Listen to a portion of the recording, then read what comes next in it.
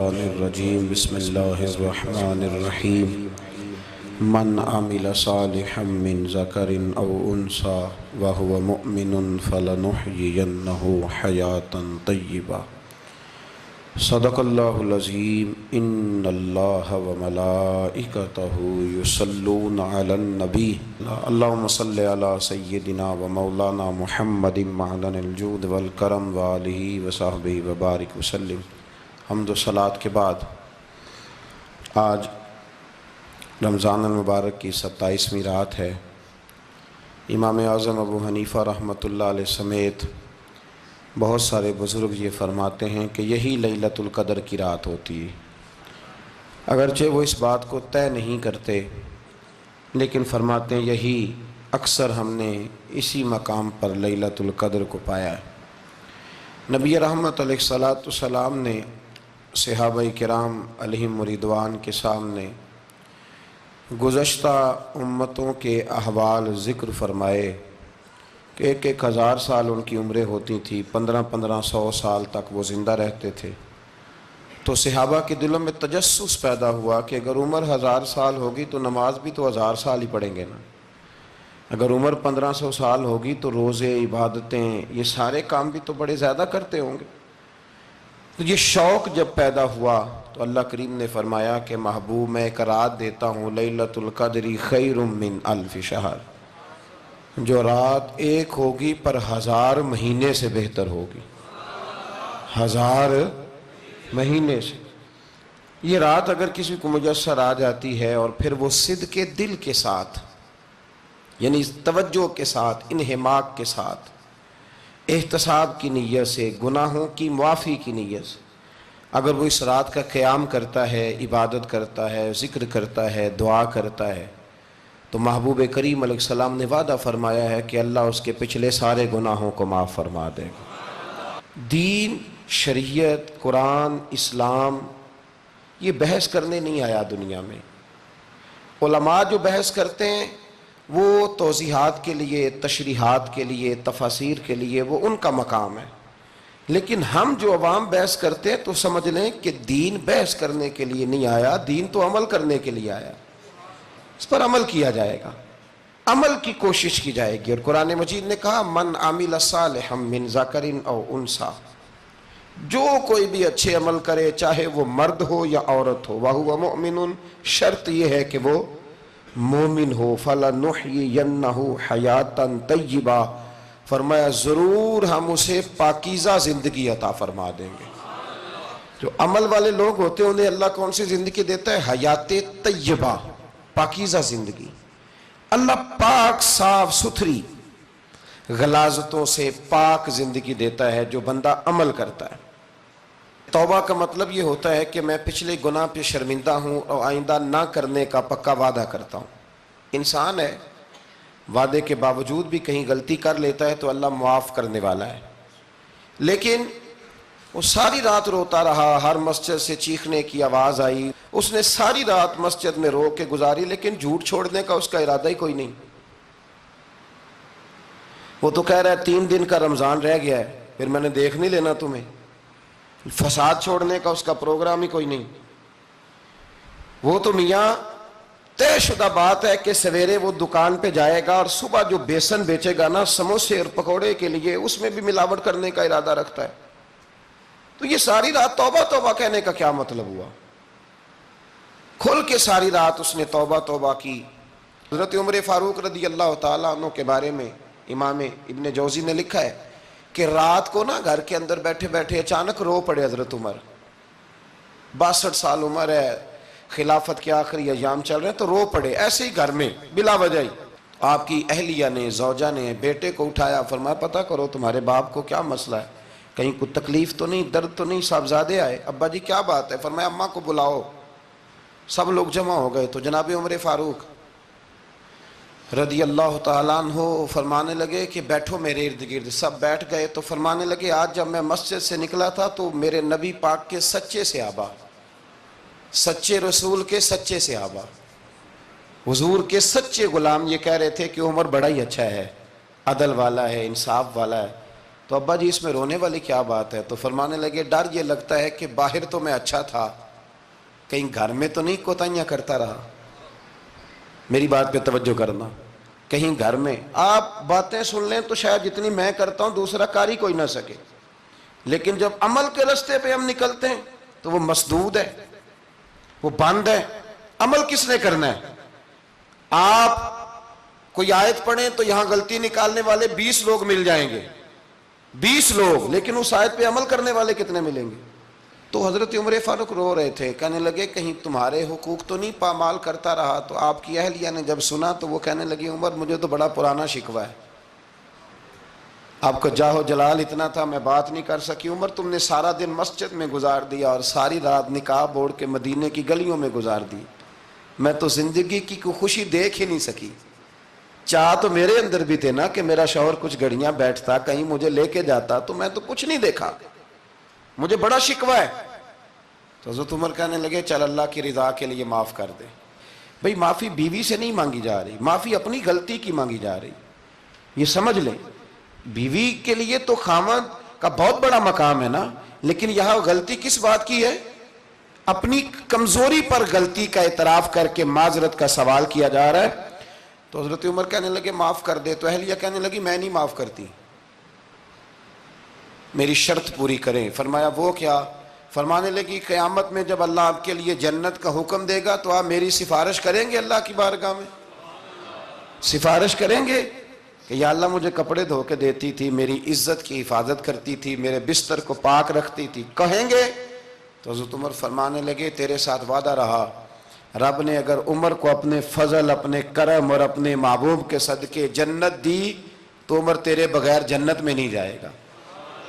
عمل کا رستہ، عمل کا رستہ دیکھیں نا، 2 دفعہ استاد بات کرتا ہے، 2 دفعہ، اور کوئی زیادہ، ایک تو ہے نا کہ ایم اے اور جناب ایم ایڈ اور ایم فل اور پھر پی ایچ ڈی قسم کا استاد، ایک وہ جو matric P T C teacher ہے نا، وہ 2 دفعہ اسٹوڈنٹ کو کام کہے تو تیسری دفعہ وہ ناراض ہو جاتا ہے، کہتا ہے میں 2 دفعہ کہا ہے۔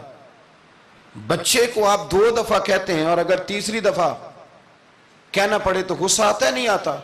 بھئی تو نے اتنی دفعہ کہا ہے، تو سمجھ نہیں رہا بات کو۔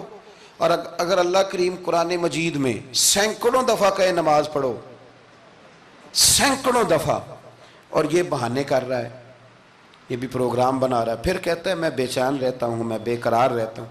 عمل کا رستہ اس کو اختیار کریں، آپ سکون میں رہیں گے۔ بد عمل آدمی اور بے عمل آدمی یہ ہمیشہ پریشان رہتے ہیں، ہمیشہ۔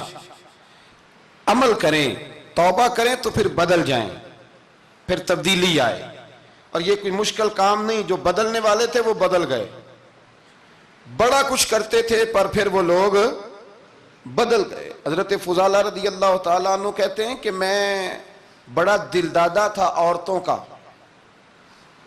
اور میرا ماحول یہ تھا کہ میں قتل بھی کر لیتا تھا، معاذ اللہ چوری بھی کر لیتا تھا، اور رات میری طبیعت تھی معاذ اللہ نئی سے نئی عورت کے پاس جانا۔ کہتے ہیں ابو جہل نے اعلان کیا کہ جو نبی پاک علیہ السلام کا سر اقدس معاذ اللہ کاٹ کے لائے گا، نقل کفر کفر نہ باشد، 100 سرخ اونٹ انعام ملے گا۔ تو میں نے ارادہ کر لیا کہ میں بہت سارا انعام حاصل کروں گا۔ قرآن مجید میں نا اللہ فرماتا ہے کہ بہت سارے لوگ ایسے ہیں جنہیں اگر میں رزق میں کشادگی دے دوں، زیادہ پیسے دے دوں، فرمایا باغی ہو جائیں، وہ سرکش ہو جائیں۔ یہ بہت سارے لوگوں کو جو اللہ تبارک و تعالیٰ اعتدال میں رکھتا ہے تو یہ ان کے لیے بہتر ہے۔ ہر بندہ دولت کے ہوتے ہوئے نیک ہو سکتا، تو یہ اللہ اگر رکھتا ہے نا اعتدال میں تو شکر کرے اللہ کا، ورنہ تو لوگ عیاشیاں کریں، پتہ نہیں کیا کچھ کر گزرے۔ تو حضرت فضالہ کہتے ہیں کہ میں نے خنجر تیار کیا اور میں نے بغل میں اس کو چھپایا، اوپر میں نے چادر اوڑھ لی۔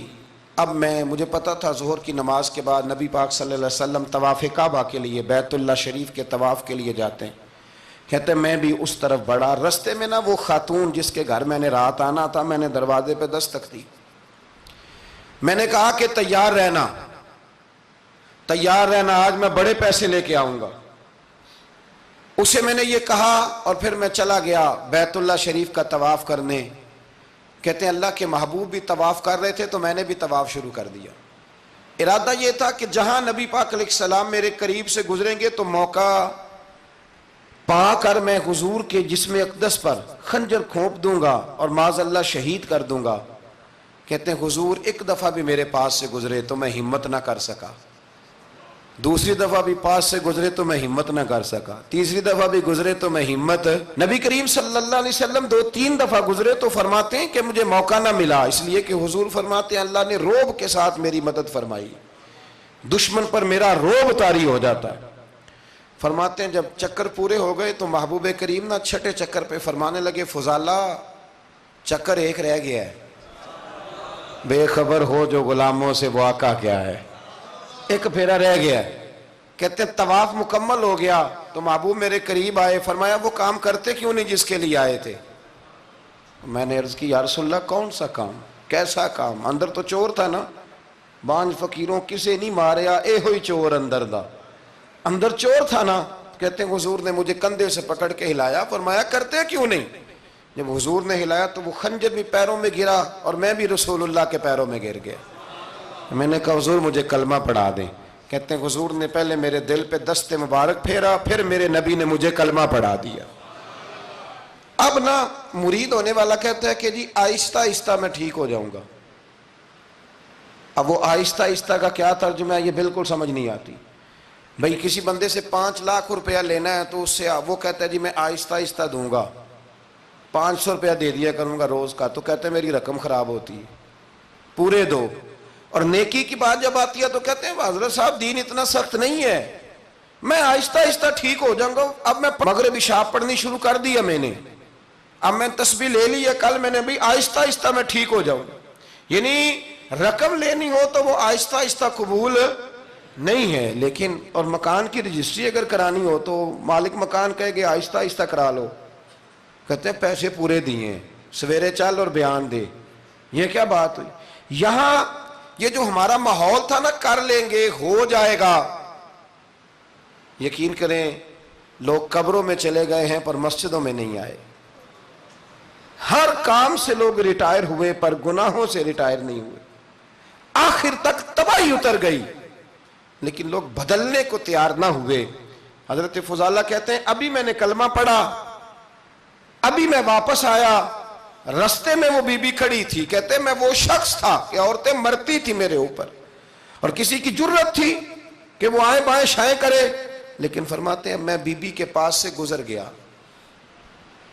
پہلے تو اس کا خیال تھا رکے گا، لیکن جب میں رکا نہ تو دروازے پہ آئی، اور جب میں گزر گیا تو اس نے آواز دی، لیکن میں نے سنی انسنی کر دی، جب آگے بڑھا تو میرے پیچھے دوڑی۔ فرماتے ہیں مجھے پکڑ کے کہنے لگی فضالہ تجھے کیا ہوا، تو وہی نہیں جو یہاں سے گیا تھا؟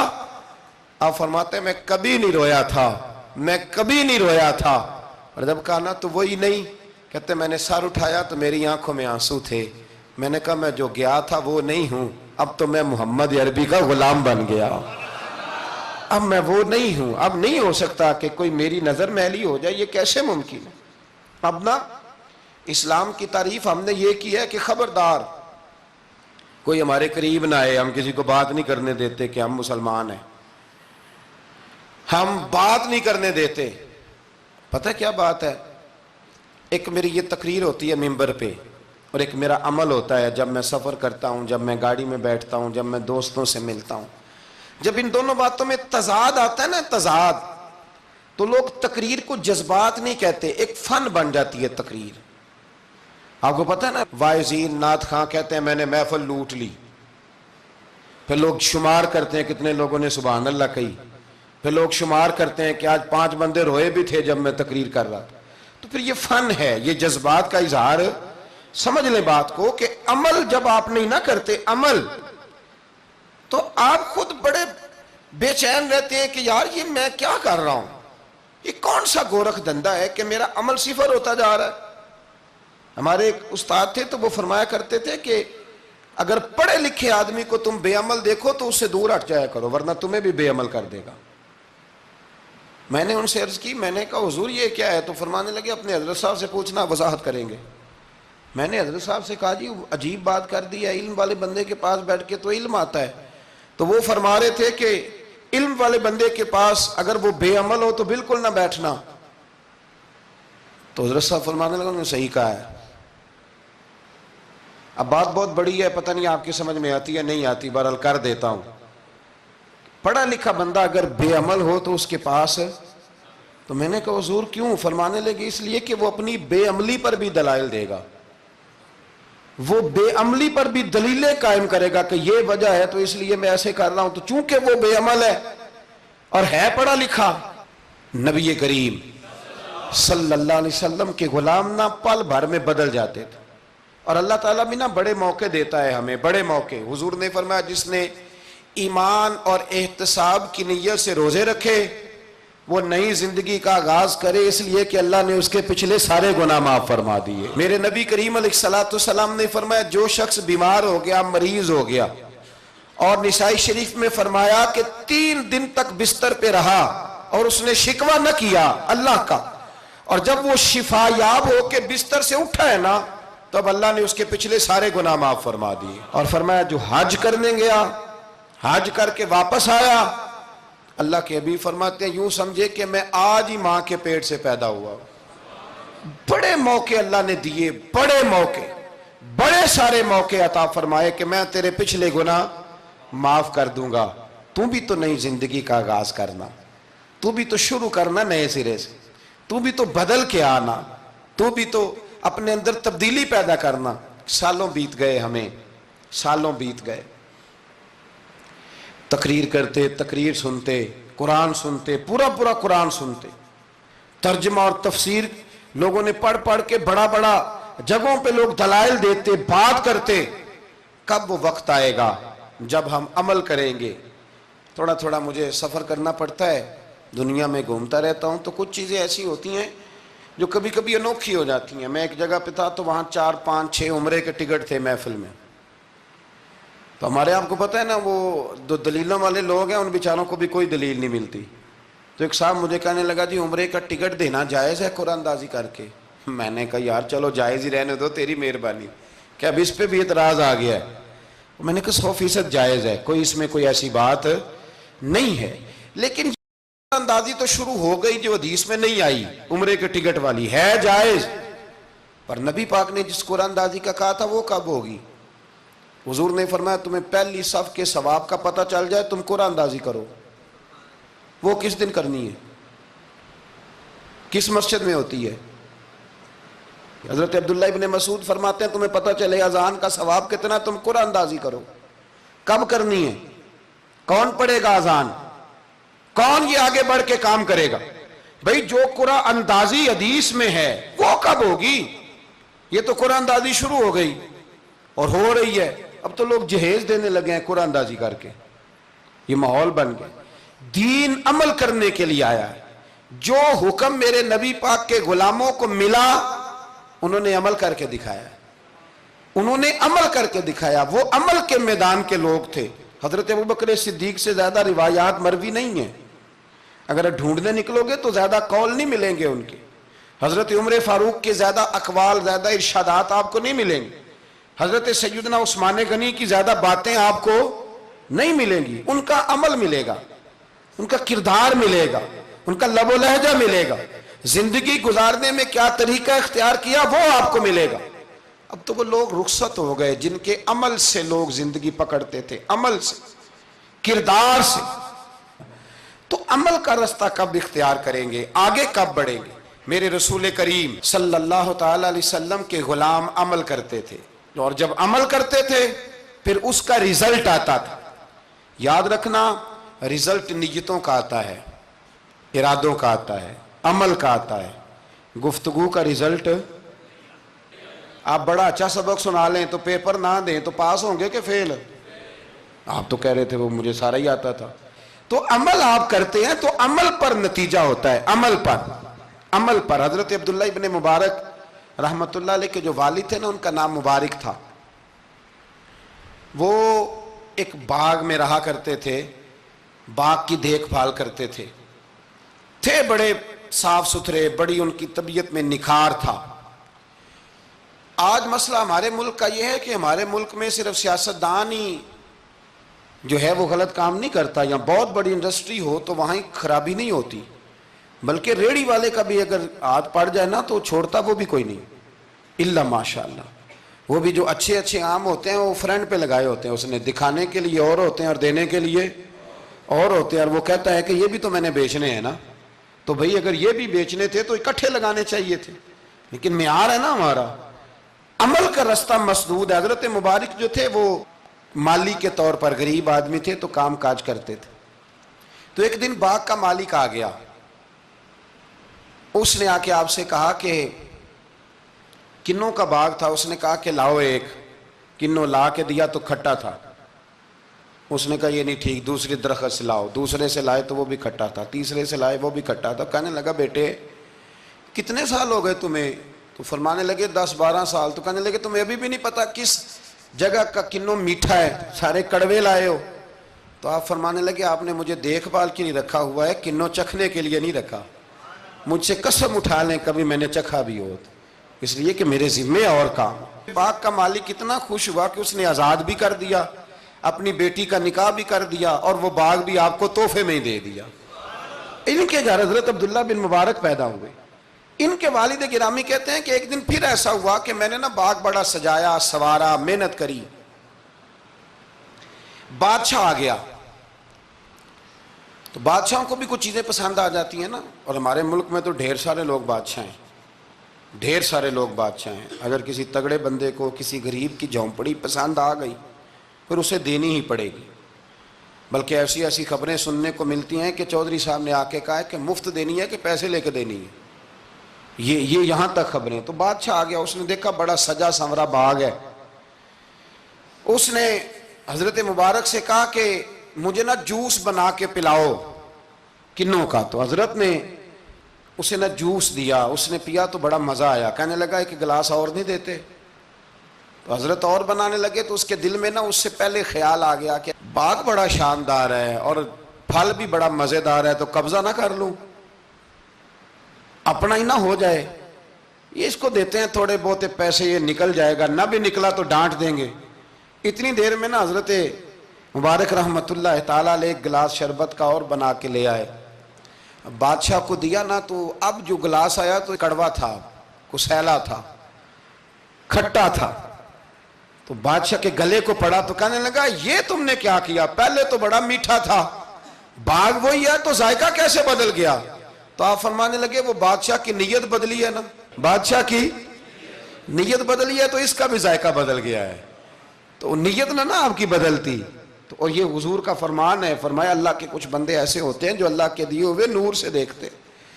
کہا آپ کی نیت بدل گئی تو اس کا ذائقہ بدل گیا۔ اب بادشاہ نے دل میں کہا نہیں یار بندہ کہہ تو ٹھیک ہی رہا ہے، یہ تو اس کی محنت سے اللہ نے پھل دیا، مجھے ایسا نہیں کرنا چاہیے۔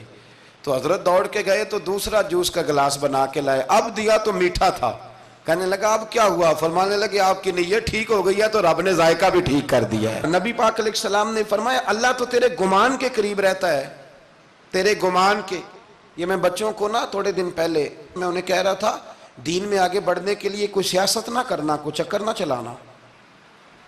میں نے چکر چلانے والے لوگ ہمیشہ پیچھے رہ جانے والے دیکھے، تھوڑا کر لینا پر اتنا کرنا جتنا مخلص ہو کے ہو سکے، کوئی چکر چلانا، کسی کھاتے میں پڑنا، اس سے بچنا، نہ پیچھے رہ جاؤ۔ میں نے بڑے بڑے تیز لوگوں کو زندگی میں زیرو دیکھا ہے، اور بڑے بڑے سادے لوگ جن کو 50,000 روپیہ گننا پڑ جائے تو تھک جائیں، لیکن اللہ نے انہیں دیا ہے تو بغیر حساب کتاب ہی عطا فرمایا ہے۔ تو ہم نہ نیتوں کے بل بوتے پر عمل کریں، خالی باتیں نہ کریں، آپ کا جو عمل ہوگا وہ آسانی کر دے۔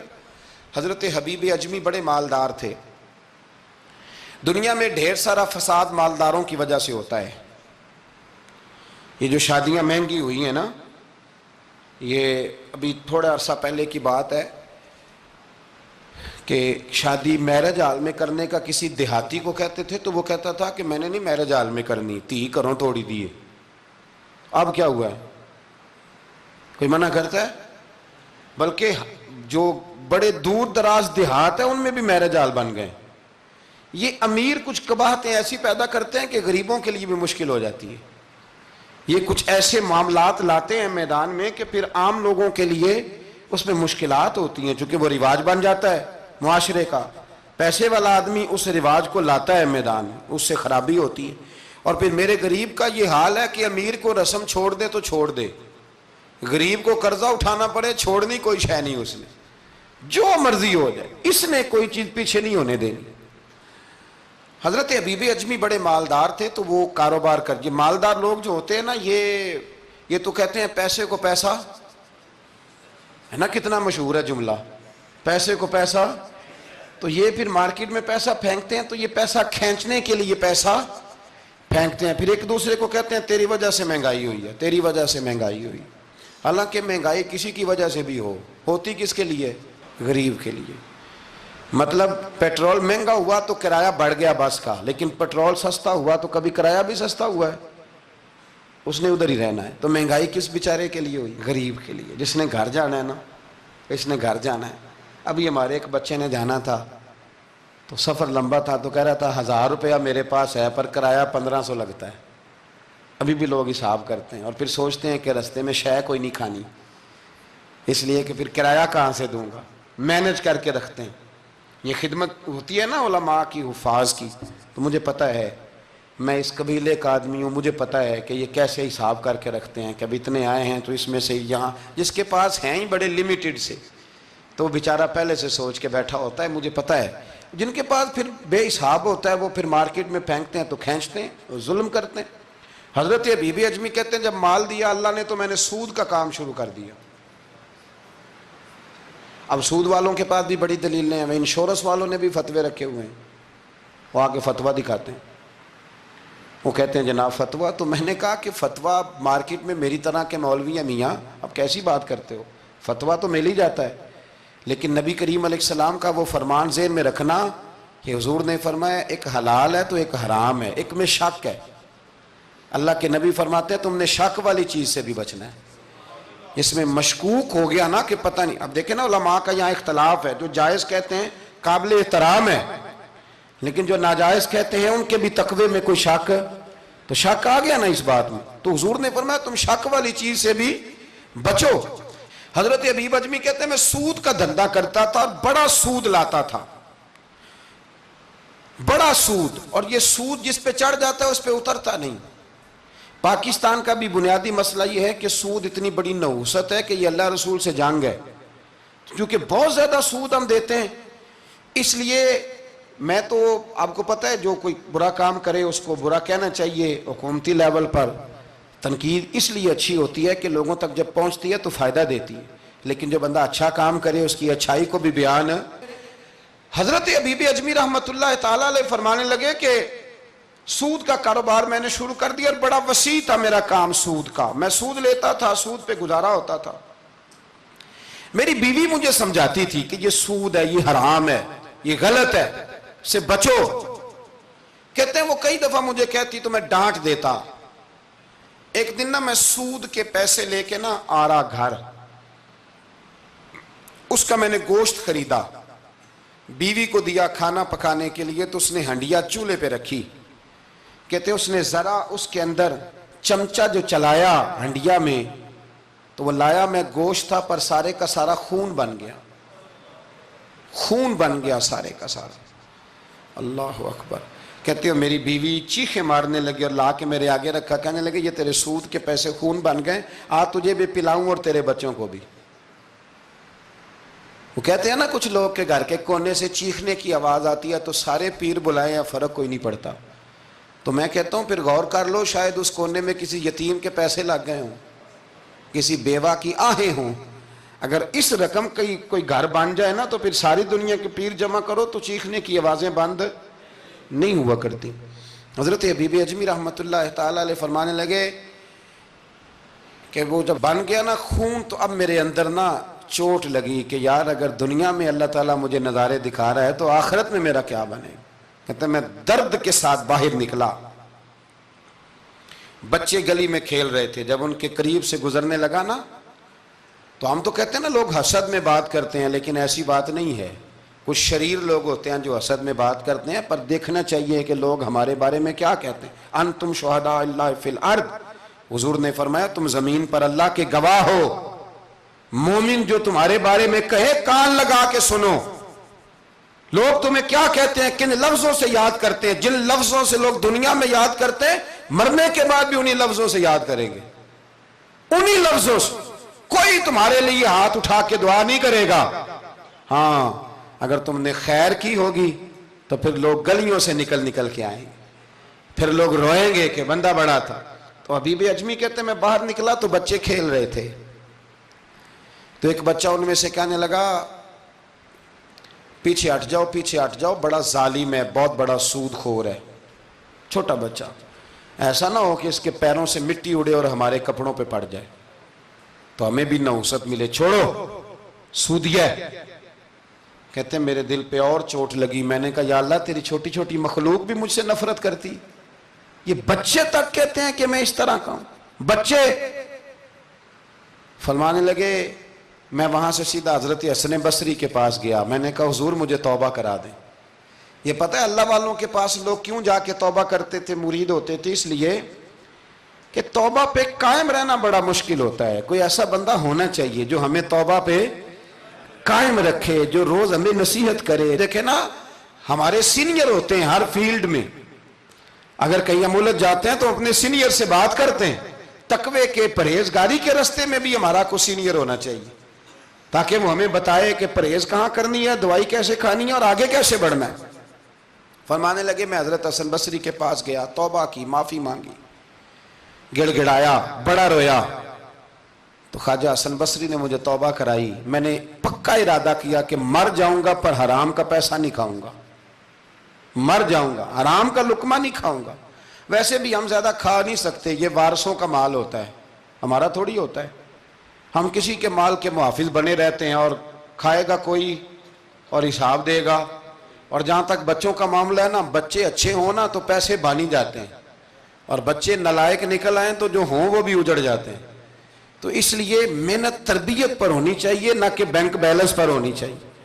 حضرت حبیب اجمی کہتے ہیں واپس آیا سچی توبہ کر کے، ایک لقمہ حرام نہیں کبھی لوں گا۔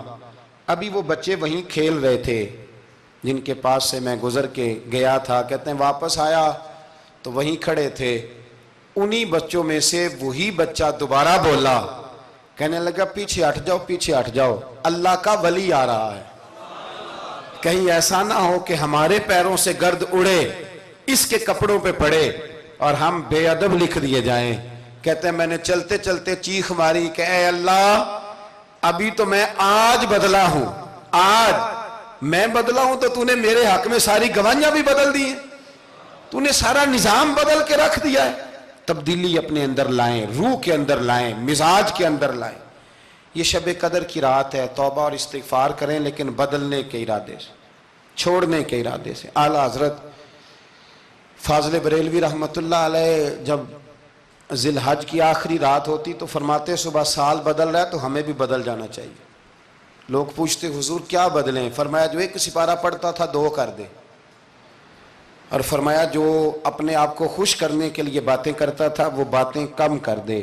آج نہ کچھ بدلنے کا پروگرام بنائیں، اپنے رب کریم کے ساتھ دل ہی دل میں وعدے کریں کہ کچھ عادتیں ہم چھوڑیں گے۔ یہ غلط بات ہے کہ عادتیں چھوٹا نہیں کرتی، حضور عادتیں ہی تو بدلنے آئے ہیں دنیا میں، عادتیں بدل جایا کرتی۔ اپنے آپ کو بدلیں اور اپنے اندر تبدیلی پیدا کریں، پھر خدا کے رزلٹ کا انتظار کریں، پھر دیکھیں اللہ کس طرح کے فیصلے فرماتا ہے۔ آپ ارادہ کریں، آپ پروگرام بنائیں، آپ ذہن اپنا بنائیں کہ میں نے نہ اب کچھ بدل جانا ہے، اب میں نے اندر کچھ اپنے تبدیلی پیدا کرنی ہے، نکل آئیں۔ 2-3 گزارشات جاتے جاتے آپ سے عرض کروں۔ ایک تو زندگی میں کچھ کام ایسے کریں کہ جن کاموں کا مجھے پتہ ہو یا میرے رب کو پتہ ہو، کسی انسان کو خبر نہ ہو۔ دوسری بات یہ یاد رکھیں کہ دین کا کوئی کام بھی زندگی میں کریں نا تو اپنے اوپر مشقت کریں کہ وہ کام میں نے ریاکاری کے طور پہ نہیں کرنا، وہ دکھلاوے کے طور پہ نہیں کرنا۔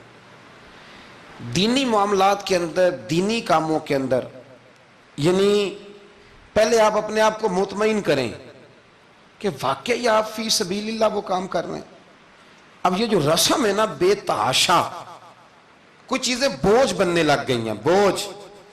طبیعت محسوس کرتی ہے کہ یہ کیا ہو رہا ہے، مطلب ہم یہاں بھی ہم وہ کام کریں گے سیکھ کے سن کے تیار کر کے، باہر آئیں تھوڑا۔ حضرت ابو مرتعش ایک درویش گزرے، وہ کہتے ہیں میری حج کی تیاری تھی، میں گھر میں بیٹھا تھا بالکل تیار تھا، کل پرسوں جانا تھا، تو میری اماں نے پانی مانگا، بیٹا پانی دینا۔ رسالہ کشیریہ میں اس کو لکھا ہے، کہتے ہیں اماں جی نے کہا پانی لاؤ، تو میں نے نا چھوٹے بھائی سے کہا اماں جی کو پانی دینا،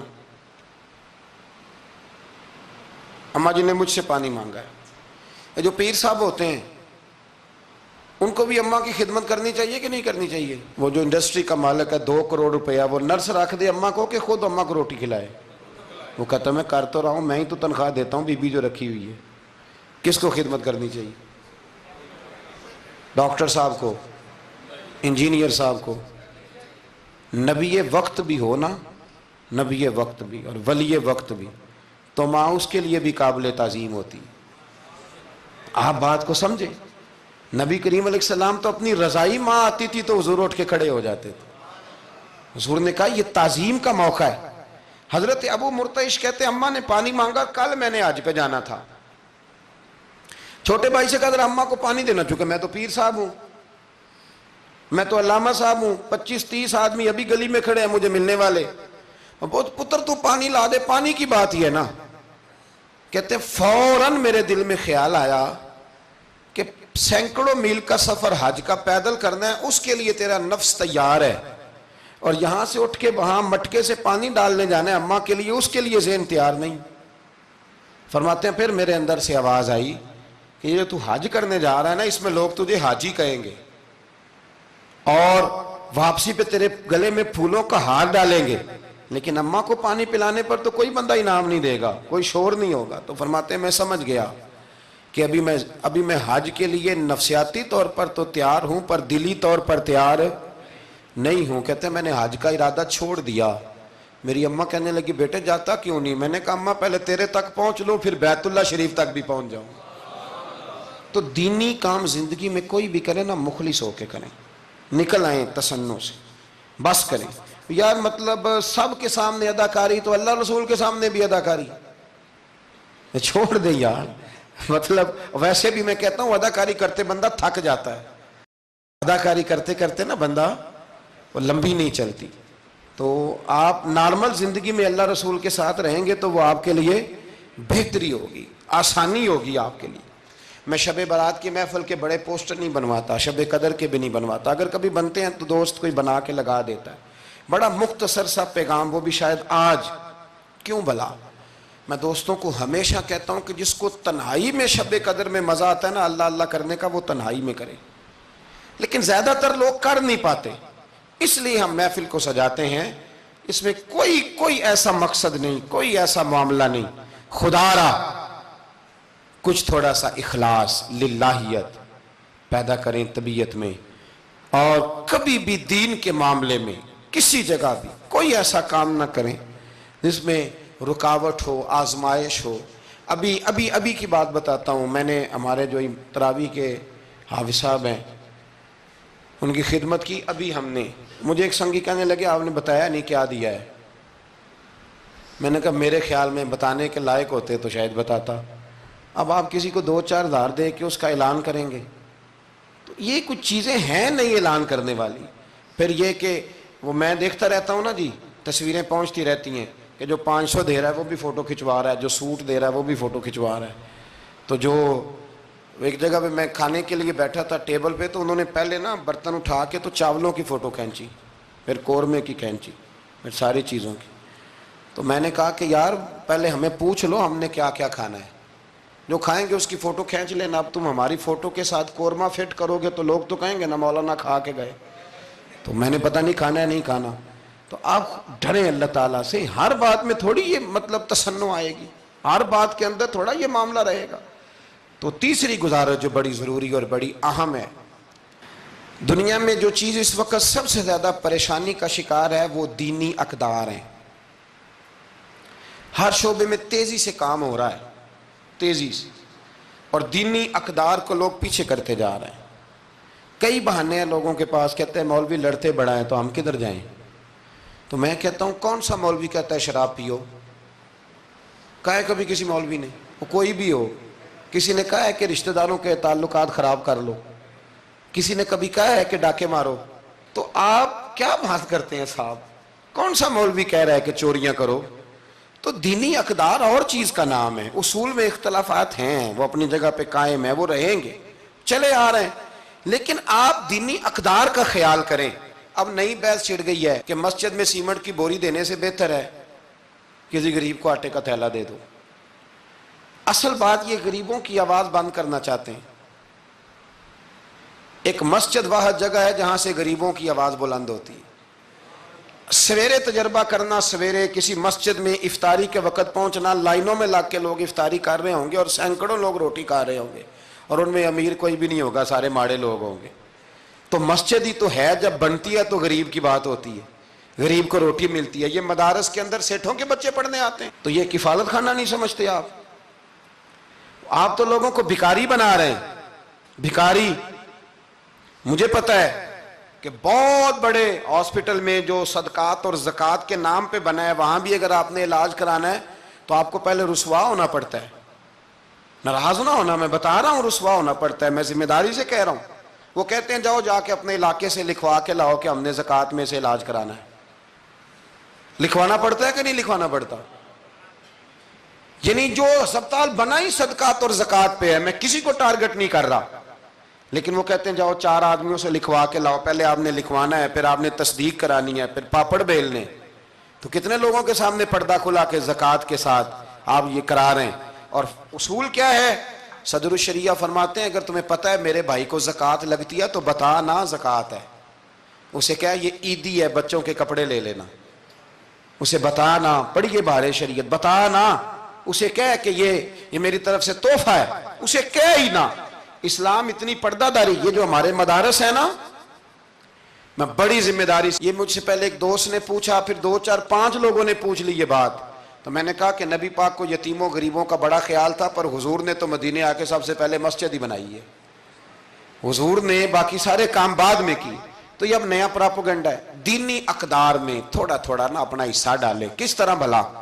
کس طرح؟ جب بہت سارے لوگ دین کے مخالف بات کر رہے ہوں تو آپ ایک آواز صرف بلند کر دیں کہ نہیں یار ایسی کوئی بات نہیں ہے. دین کل بھی قابل عمل تھا، آج بھی قابل عمل ہے، قیامت تک قابل عمل رہے گا. آپ اپنا حصہ ڈالیں. وہ چندے دینے، وہ باقی معاملات بڑے بعد کے ہیں، لیکن میں سمجھتا ہوں سب سے زیادہ جس چیز کی ضرورت ہے وہ یہ ہے کہ ہم دین کے نمائندے بنیں. اب نا 50 لوگ دین مخالف بات کر رہے ہوتے ہیں، پر ایک بھی اٹھ کے کہتا نہیں کہ یار یہ آپ ٹھیک نہیں کہہ رہے، یہ بات غلط ہے، یہ درست نہیں ہے. میں آپ سے گزارش کروں گا، وہ آپ کسی میدان میں بھی ہیں، کسی چوک میں بیٹھے ہیں، سوشل میڈیا پہ بیٹھے ہیں، کہیں بھی بیٹھے ہیں، آپ اپنے دین کے نمائندے بنیں. اس تیزی کے ساتھ لبرل لوگ دین کو بدنام کرتے ہیں، اس تیزی کے ساتھ نظام کو چلاتے ہیں، اتنی خرابی پیدا کرتے ہیں کہ آنے والی نسل دین بیزار ہوتی جا رہی. دین بیزار یعنی بچے خوف کھاتے ہیں مسجد کے، مدرسے کے، مولوی کے نام سے خوف کھاتے ہیں. اور خدا کے بندو، جس بندے نے پاکستان بنایا تھا نا، خواب دیکھا تھا، وہ بندہ اس دور میں پی ایچ ڈی تھا جب پی ایچ ڈی بندے چراغ لے کے نہیں ملتے تھے. اقبال نے اس زمانے میں پی ایچ ڈی کی جب پی ایچ ڈی پتہ نہیں شاید خال خال ہوتی تھی. وہ ڈاکٹر بھی تھے، وہ شاعر بھی تھے، فلسفی بھی تھے، ادیب بھی تھے، بہت بڑے منطقی تھے اقبال. اور ردیف قافیہ، مجھے تھوڑی سی دلچسپی ہے شاعری سے، پر میں دنگ رہ جاتا ہوں جب اقبال کو پڑھتا ہوں کہ پتہ نہیں لفظ اس بندے کے سامنے ہاتھ جوڑ کے کھڑے رہتے تھے ہمیں استعمال کر، لیکن اس بندے نے علامہ کہلانا پسند کیا. اسے کوئی علامہ کہتا تھا تو اقبال راضی ہوتے تھے، فرماتے تھے جب کہ مجھے علامہ کہتا ہے تو مجھے یوں لگتا ہے کہ میں مصطفیٰ کے دین سے جڑا ہوں. وہ پسند کرتے تھے یہ بات کہنا، پسند کیا اس شخص نے. یہ آپ سمجھے، سرما تھا میری آنکھ کا خاک مدینہ و نجف، یہ پسند کیا اس بندے نے یہ بات کہنا. اس نے پسند کیا اپنے آپ کو رسول اللہ صلی اللہ علیہ وسلم کا غلام کہنا. آپ سمجھے نہ جہاں میں کہیں بھی اما ملی، جو اما ملی تو کہاں ملی. کہنے لگے میرے جرم خانہ خراب کو تیرے عفو بندہ نواز. تو اس لیے دین کے آپ محافظ بنیں، اور میرے سے زیادہ آپ کی آواز بلند ہوگی. جب ایک اسٹوڈنٹ پینٹ شرٹ پہن کے دین کی بات کرے گا تو لوگ کہیں گے نہیں رمق ہے، اس کو یہ کہہ کے بند نہیں کریں گے تو مولوی ہے تیری. تو میں آج شب قدر میں آپ سے گزارش کرتا ہوں, میں منت کرتا ہوں.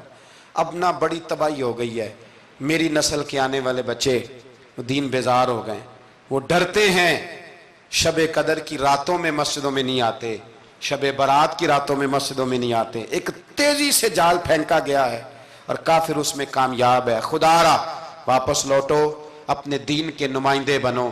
اقبال کہا کرتے تھے میری زندگی کا مقصد تیرے دین کی سرفرازی, میں اسی لیے مسلمان, میں اسی لیے نمازی.